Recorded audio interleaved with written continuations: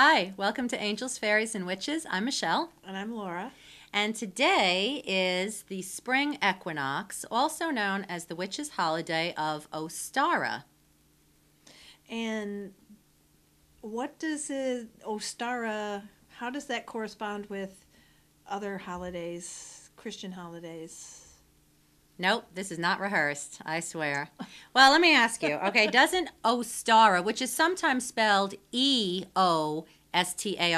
Really? Yeah, doesn't that... Eggs, E-O-S. Well, no, I was thinking more like Easter. Oh, okay. Rip off. For many, many years, I've been telling people how, witchcraft is known as the old religion. Maybe not the oldest, but it definitely predates Christianity by about 1,000 years. So a lot of our sacred traditions got kind of changed around and Christianized. But Ostara did come first, and it was celebrating the goddess of the dawn. Now, here's what I think's kind of funny. When Ostara, who's also a virgin maiden, the holiday is literally known as the resurrection, the rebirth of the sun.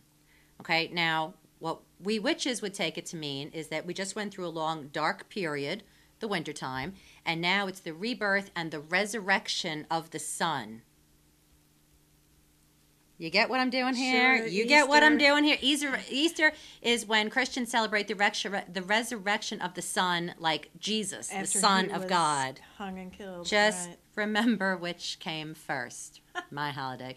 Resurrection of the sun.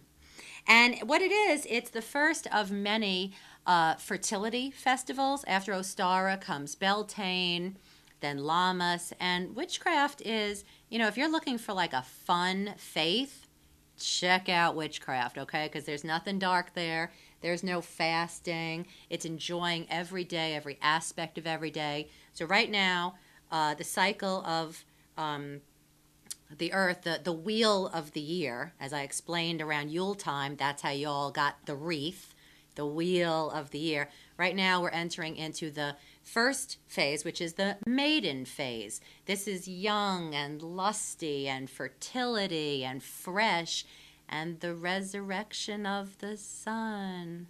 And there's a lot of symbols that go along with Ostara, namely... Eggs. Eggs. Okay, well, let's take this from the top. Rabbits, okay? I can guarantee that at the end of the show, everything you think you know about Easter, you're going to know about Ostara, okay? So on Easter, what do you have? You have little Easter bunnies. Do rabbits with Ostara too? Rabbits first and foremost with Ostara. Ostara was, like I said, the goddess of the dawn, and she was frequently depicted as having several symbols around her, one of which was rabbits because of their renowned ability to reproduce, as in like bunnies. Renowned. Okay, so but again, it's a fertility holiday. So ancient witches and pagans would surround themselves with these symbols of fertility. And again, fertility could mean getting knocked up in the back seat of a Studebaker, but it could also mean fertile crops, fertile, abundant practice in your business. It could represent not just, the whole fun fertility stuff. So anyway, that's what happened with the rabbits. That's why she was always, Ostara, the goddess, was always surrounded by rabbits. What's another symbol that you know? Well, okay. Or that you want to ask me about? I thought it was obvious. The eggs. Eggs. And I mentioned that right from the get-go, eggs. So when you were... Are we really going to have another bitch fest on camera? No, I want to do rabbits first. No, I'm just saying, when you were talking about Easter, I did... So I made the connection. Eggs, fertility. Gold made star. The connection. Eggs, Sorry. okay? Easter eggs, dyed eggs, or as I like to call them, Ostara eggs.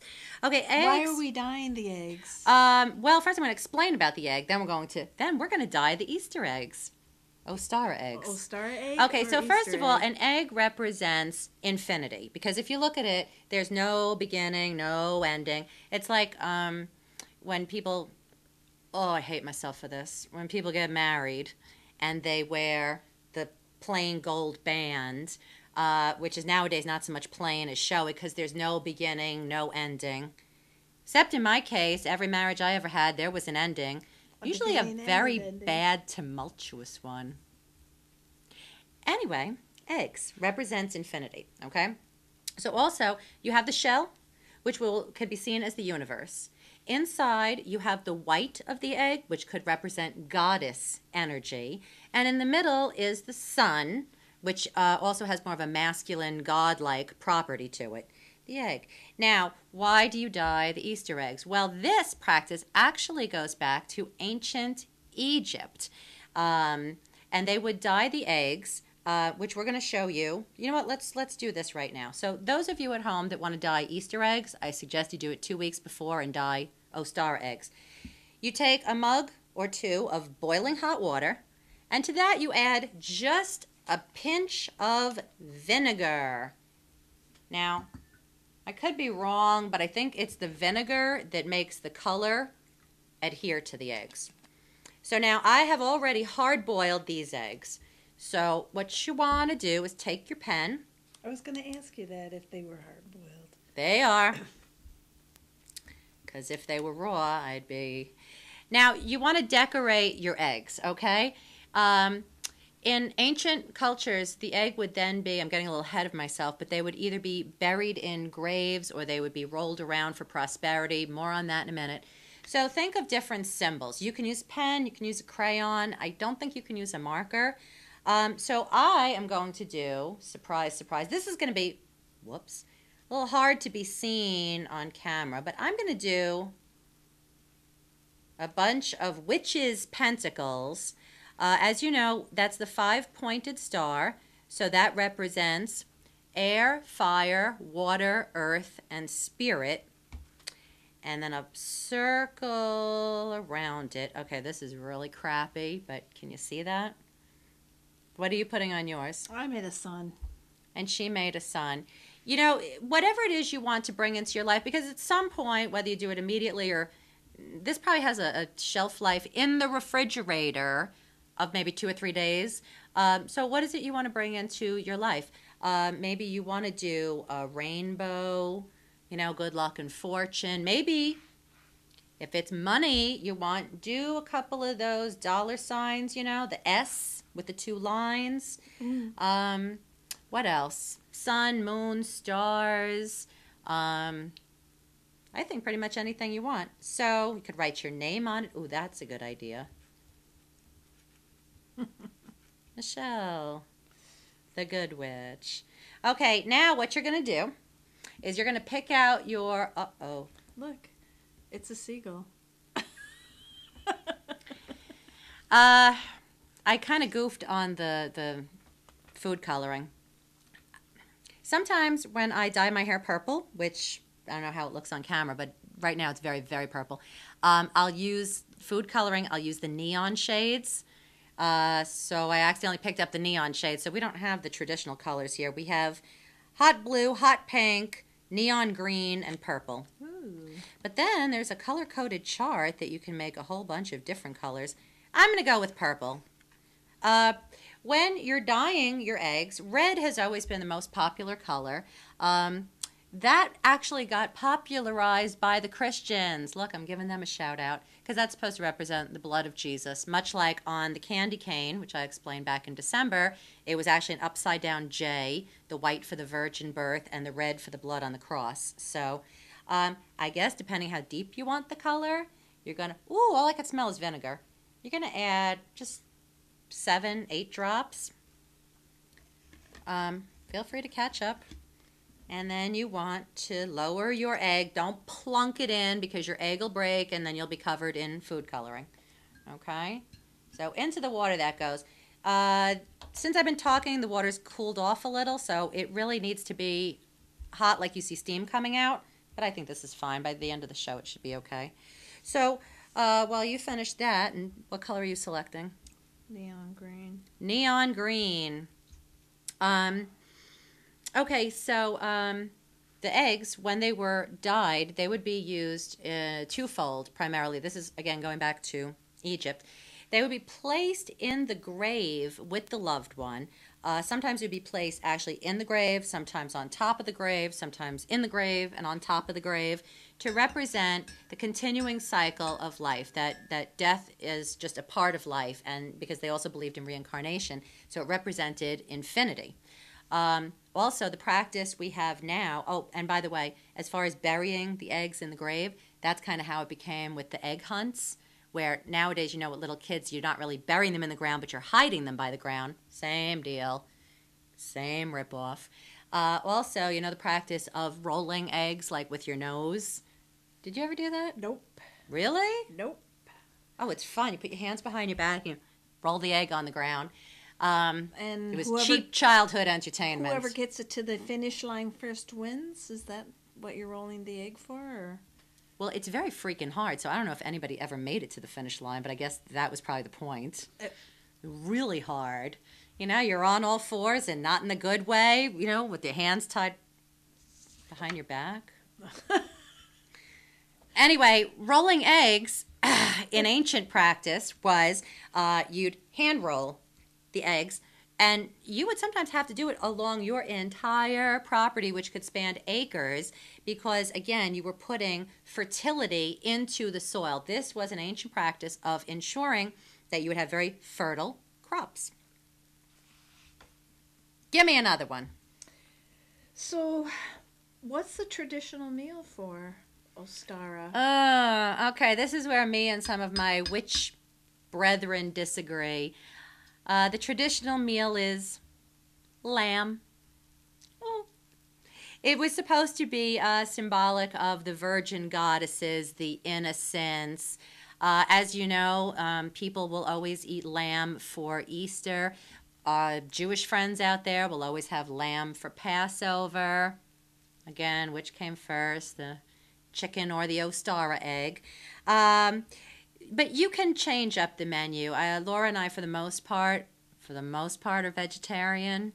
Every now and then we're driving by a good old barbecue pit and got to have us some ribs. But for the most part, we're vegetarian. And, personally, I hate when people say, well, I'm a vegetarian, but I eat fish. We try not to do that either, except in today's show where we're going to eat fish.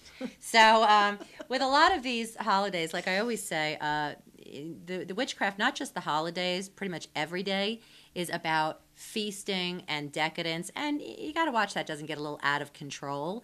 Because look what happened to Elvis. I'm not suggesting he was a witch or a pagan. I'm just saying he overindulged in everything in life. There's got to be a little bit of moderation. Fine example, Elvis. Fine example. So today, in place of the cute little lamb, we're going to have lobster tail.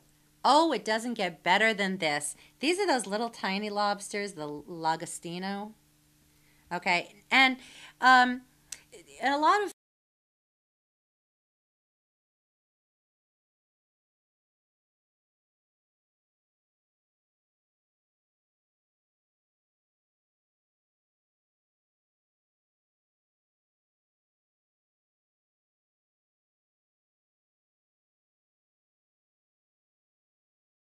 festivals and holidays and gatherings that I do at my house, what you really want, this is not, a 5-star restaurant in terms of like etiquette and manners.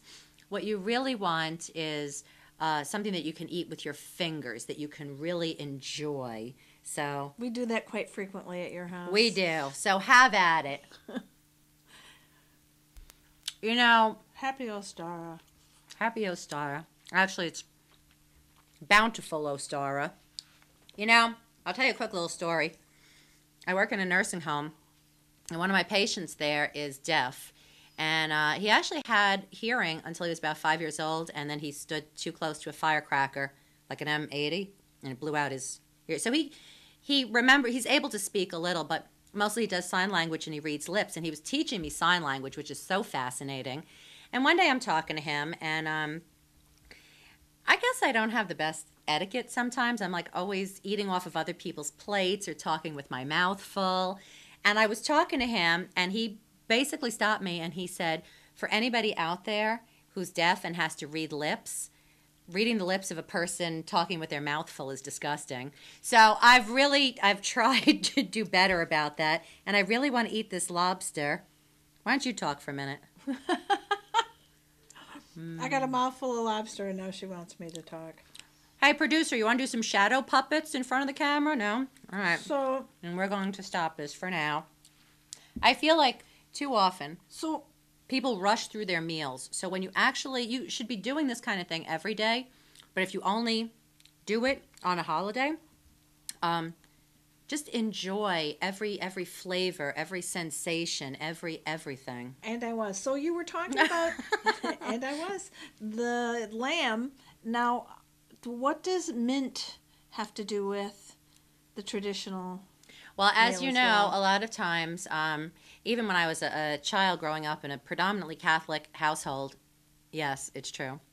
In addition to the lamb that I would just never eat, it would always be served with mint jelly, which made it even worse, I think. So if you ever wonder how that came to be, I'm going to tell you about the sacred herb mint, fresh mint. Because this is a festival of fertility, depending which druid or pagan or witchcraft faith that you follow, this would also be the time when the young maidens and the young, what's the word for boys? Not maids, maidens and lads, for a better word, where they would have their courtship and their mating season. So, again, I'm always talking about, respecting the earth. When it gives you something, make sure you say thank you and that you're grateful. So we're going to take off a leaf each of the mint. But before we do that, I know this is going to make you sound like a tree-hugging dirt worshiper, but it's really just basic manners, not unlike my laxing table manners. You're going to ask permission. You don't have to do this out loud. No one needs to know your little crackers. Please, and then when you take it, say thank you. And you take the leaf that kind of seems to speak to you. So I'm asking for this leaf.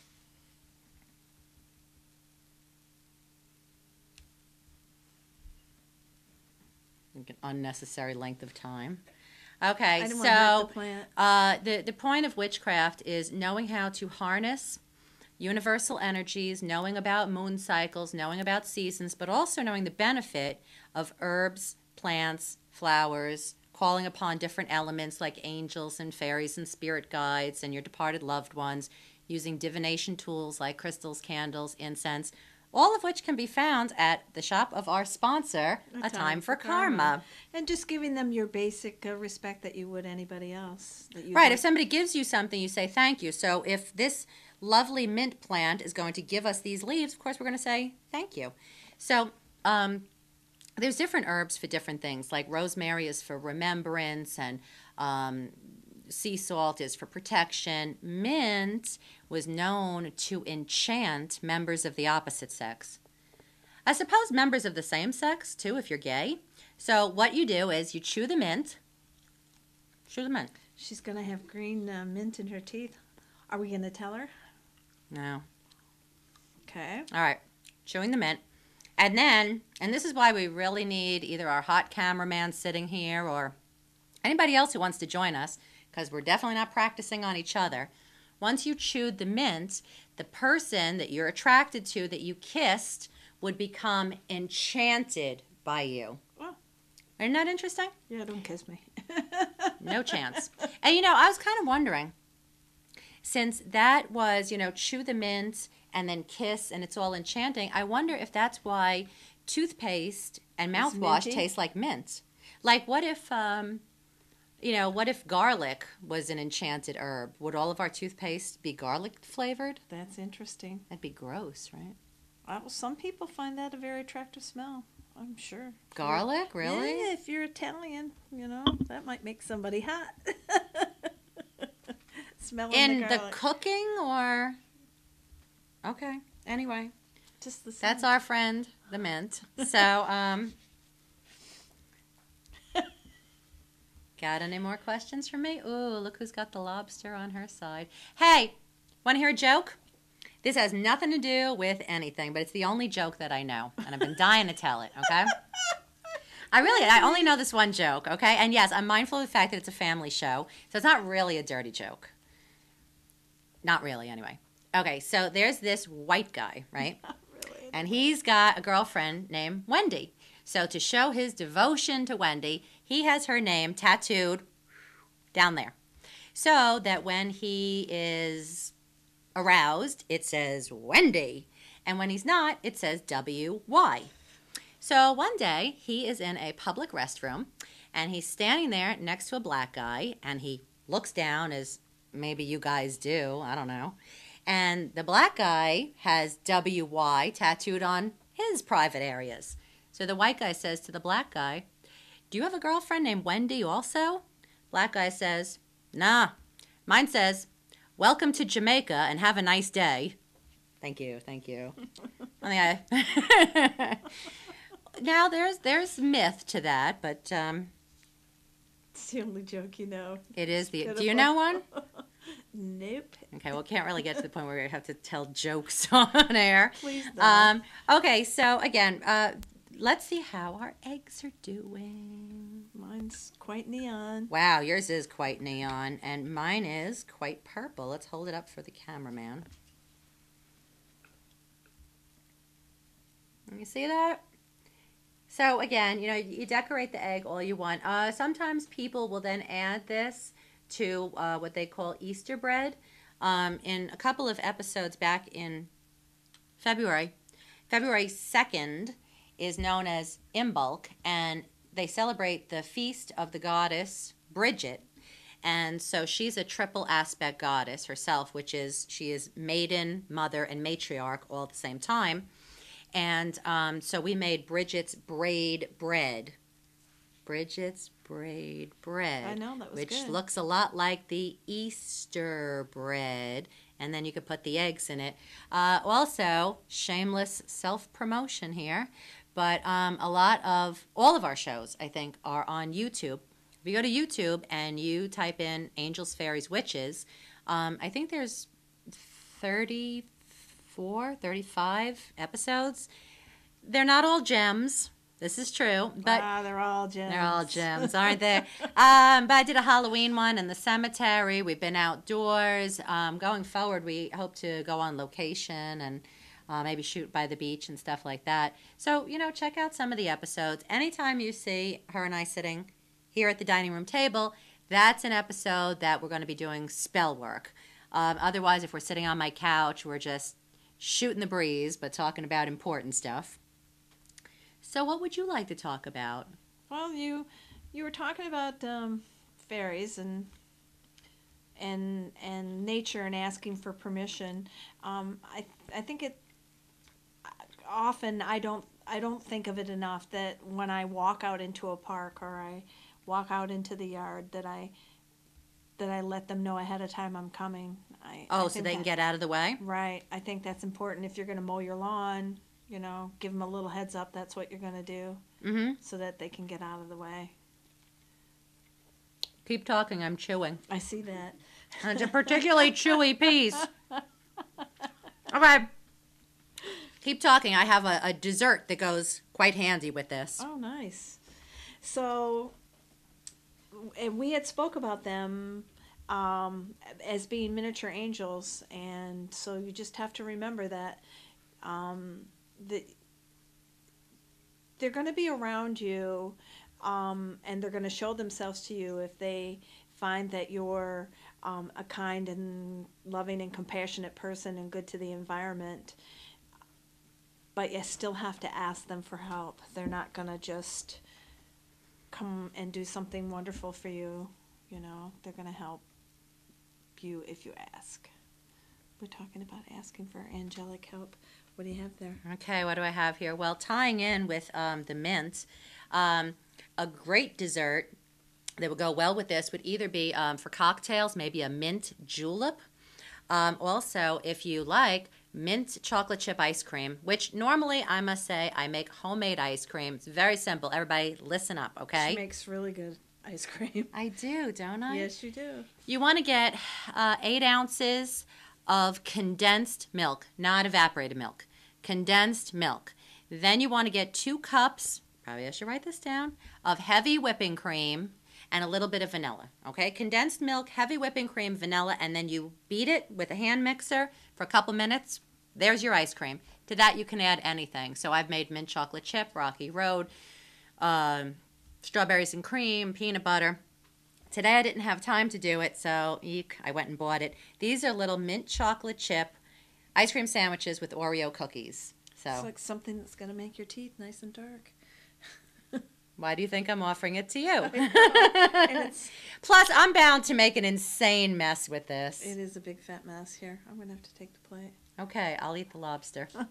So, anyway, that's, again with the mouthful. Mm-hmm. I know. Both of us. So that's our show for Ostara. It is also on the same day as the spring equinox, and which is March 21st. Again, it predates Christianity by about 1,000 years. So when you're thinking about the resurrection of the sun, remember, sunshine.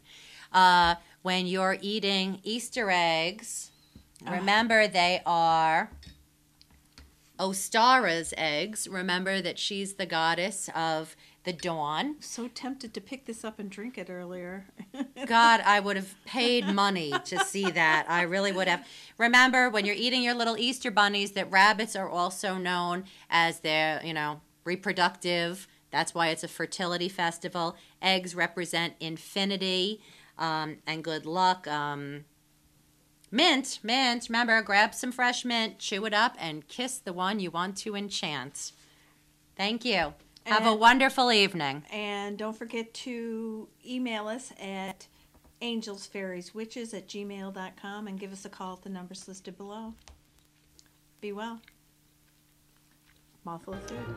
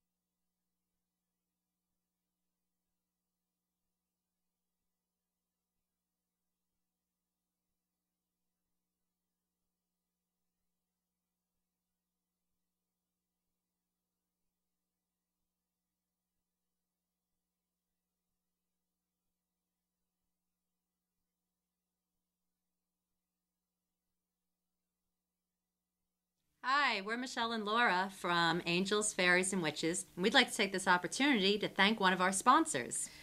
We'd like to thank A Time for Karma. It's a metaphysical boutique located in Rockville Center, New York. For all your witchcraft needs. It's located at 14th South Village Avenue. And not only do you fulfill your witchcraft needs there, but we get a lot of candles and incense and crystals that we use in our spiritual practice from day to day. So candles, incense, tarot cards, any kind of metaphysical object, and they do card readings there also. They have readers, and they give wonderful lectures. If you go on the internet, you'll see some of my lectures there too. So go check it out for all your spiritual needs. 7 days a week, and thank you so much at Time for Karma. Hi, welcome to Angels, Fairies, and